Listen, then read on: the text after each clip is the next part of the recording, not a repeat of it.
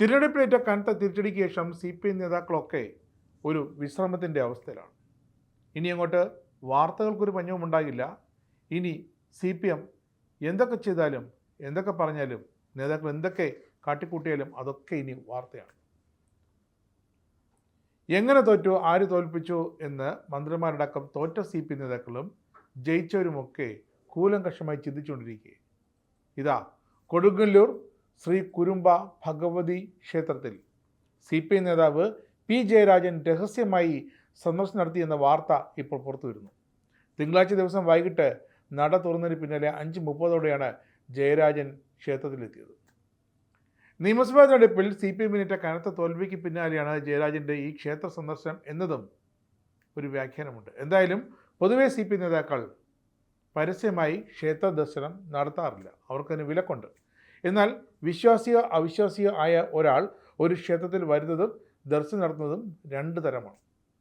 പല കാര്യങ്ങൾക്കായി ഒരാൾക്ക് അവിശ്വാസിയായാലും വിശ്വാസിയായാലും ക്ഷേത്രത്തിലേക്ക് എത്താം. എന്നാൽ വിശ്വാസികൾ മാത്രമാണ് ദർശനത്തിന് വേണ്ടി എത്തുന്നത്. ഇപ്പോൾ P ജയരാജൻ വന്നിരിക്കുന്നതും ദർശനത്തിന് തന്നെയാണ്. ശബ്ദദോഷത്തിനും മാനസിക പ്രശ്നങ്ങൾക്കും പരിഹാരമായി നടത്തുന്ന ഗുരുതി പുഷ്പാഞ്ജലിയാണ് ഇവിടുത്തെ പ്രധാന വഴിപാട്. വഴിപാട് കഴിച്ചോ ഇല്ലയോ എന്നൊക്കെ അറിവായിട്ടില്ല. എങ്കിലും CPM കനത്ത തിരിച്ചടി, മുതിർന്ന നേതാക്കൾ പാർട്ടി വിട്ടുപോയത്, ഇതിൽ 3 പേർ വിമതരായി മത്സരിച്ച് ജയിച്ചത്, പിന്നെ പ്രതിപക്ഷ നേതാവിനെ ഇതുവരെ തെടുക്കാത്തത്.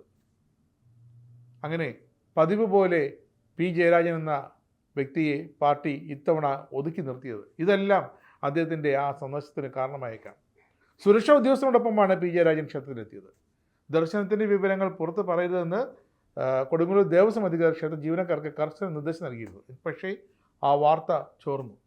അങ്ങനെ ചില മാധ്യമങ്ങൾ അവിടെ എത്തി. അത് ശ്രദ്ധയിൽപ്പെട്ടതും എത്രയും പെട്ടെന്ന് ദർശനം പൂർത്തിയാക്കി, ശ്രദ്ധിക്കണം, പകുതി വഴി വെച്ചിട്ടില്ല, ക്യാമറകൾ അവിടെ ഷൂട്ട് ചെയ്യുന്നുണ്ട് എന്നറിഞ്ഞപ്പോൾ താൻ വന്ന ആ ദർശനത്തിനായി വന്ന P ജയരാജൻ ദർശനം പൂർത്തിയാക്കി അവിടെ നിന്നും വേഗത്തിൽ മടങ്ങി എന്നാണ് റിപ്പോർട്ട്. എന്തായാലും നല്ല കാര്യം. ഒടുവിലെങ്കിലും CPM ഇത്ര ഈ ചരിത്രത്തിലേറ്റ കനത്ത തിരിച്ചടിയിൽ ഒരു ക്ഷേത്രത്തിൽ പോയെങ്കിലും അതിനൊരു പരിഹാരം കാണാൻ ശ്രമിച്ച P ജയരാജന് എന്തായാലും നല്ലതേ വരികയുള്ളൂ. P ജയരാജനെ പാർട്ടിയല്ല പാർട്ടിയിലെ ചില നേതാക്കൾ ഒതുക്കി അങ്ങ് അറ്റത്ത് കൊണ്ടിട്ടിരിക്കുകയായിരുന്നു. മെയ് 4 വോട്ടെണ്ണി ഫലം പുറത്തു വന്നപ്പോൾ CPM LDF ഒക്കെ തകർച്ച വളരെ വ്യക്തമായി. അപ്പോഴേക്കും കണ്ണൂർ ഭാഗത്ത് ചില പോസ്റ്ററുകൾ ഉയർന്നു. P ജയരാജനെ തിരിച്ചു വിളിക്കൂ, പാർട്ടി രക്ഷിക്കൂ എന്നൊക്കെ പറഞ്ഞു. പക്ഷേ അതിനൊന്നും അധികം ആയുസ്സുണ്ടായിരുന്നില്ല. പോസ്റ്റർ ഉയർത്തിയ അതേ വ്യക്തികൾ തന്നെ അത് പിന്നീട് അവിടുന്ന് നീക്കം ചെയ്യേണ്ട ഒരു അവസ്ഥയിലും എത്തി. കാരണം അതാണ് CPM. അന്ധവിശ്വാസങ്ങൾ അംഗീകരിക്കില്ല, ആചാരങ്ങൾ അംഗീകരിക്കില്ല. ശബരിമലയിൽ നാം കണ്ടാണല്ലോ. അതുപോലെ തന്നെ വിശ്വാസം ഒട്ടും അംഗീകരിക്കില്ല. ശബരിമലയിൽ നാം കണ്ടാണല്ലോ, ഇപ്പോഴും കണ്ടുകൊണ്ടിരിക്കുന്നതല്ലേ. യങ് ലയൺസ് അസോസിയേഷൻ എന്ന ചെറുപ്പക്കാരുടെ ചില ചെറുപ്പക്കാരായ വക്കീലന്മാരെ ഉപയോഗിച്ച് വരെ സുപ്രീം കോടതിയിൽ ഹർജി നൽകി യുവതി പ്രവേശനത്തെ അനുകൂലിച്ചുകൊണ്ട് സുപ്രീം കോടതി ആ ഹർജി 2 ദിവസം മുമ്പ് എടുത്ത് തള്ളി ചവറ്റുകൊട്ടിലിട്ടത് മറ്റൊരു കാര്യം. പക്ഷേ ഇതാണ് CPM. അവർ ക്ഷേത്രങ്ങളിൽ പോകാറില്ല. CPM നേതാക്കൾ അവർ പരസ്യമായി ക്ഷേത്രങ്ങളിൽ ചെന്ന് പ്രാർത്ഥിക്കാറില്ല. ശബരിമലയിൽ ചെന്നാൽ പോലും അവർ അവിടെ തിരിഞ്ഞു നിൽക്കുന്നൊരു ദൃശ്യം നാം പലതവണ കണ്ടിട്ടുണ്ട്. അങ്ങനെ ഒരു കാര്യത്തിനും ഒന്നിനും സഹകരിക്കാത്ത, ക്ഷേത്രാചാരങ്ങളുമായി ഒന്നിനും സഹകരിക്കാത്ത CPM പക്ഷേ ഒരു ദേവസ്വം മന്ത്രിയുണ്ട്. അത് കാലാകാലങ്ങളായി ഉണ്ട്. വകുപ്പാണ് ദേവസ്വം വകുപ്പിന്. CPM തന്ത്രപ്രധാനമായ ആ വകുപ്പിന് ഒരു മുതിർന്ന നേതാവ് തന്നെയാണ് ഇത്തവണ ഉണ്ടായിരുന്നതും VN വാസവൻ. അദ്ദേഹവും പക്ഷേ കോട്ടയത്ത് തോറ്റുപോയി, കോട്ടയം ജില്ലയിൽ. അപ്പോൾ ശബരിമലയിൽ നടത്തിയ സ്വർണ്ണക്കൊള്ളയടക്കമുള്ള ചില വിഷയങ്ങൾ CPM ഒരു പടവാളായി ഉയർന്നു നിൽക്കുകയാണ്. ആ വാൾ ഇതുവരെ താന്നിട്ടില്ല.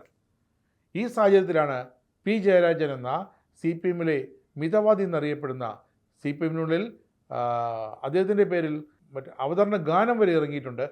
P ജയരാജൻ എന്ന ആ ഒരു വ്യക്തി മുതിർന്ന CPM നേതാവ് തന്നെയാണ്, ഒരു സംശയമില്ല. P ജയരാജൻ ഒരു ക്ഷേത്രത്തിൽ അവിടെ കുരുതി പുഷ്പാഞ്ജലി അർപ്പണത്തിന് ചെന്നിട്ടുണ്ടെങ്കിൽ അതിന് ഒരു പ്രത്യേക ഉദ്ദേശം ഉണ്ടായിരിക്കും.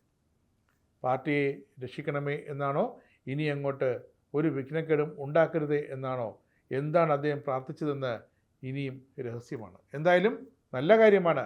CPI നേതാക്കൾ ഇതുവരെ ക്ഷേത്രങ്ങളെ കച്ചവട സ്ഥാപനങ്ങളായി മാത്രം കണ്ടിരുന്ന CPI നേതാക്കൾ ഇതാ ക്ഷേത്ര ദർശനത്തിന് ഒന്നൊന്നായി വരിവരിയായി പോയിക്കൊണ്ടേയിരിക്കുന്നു.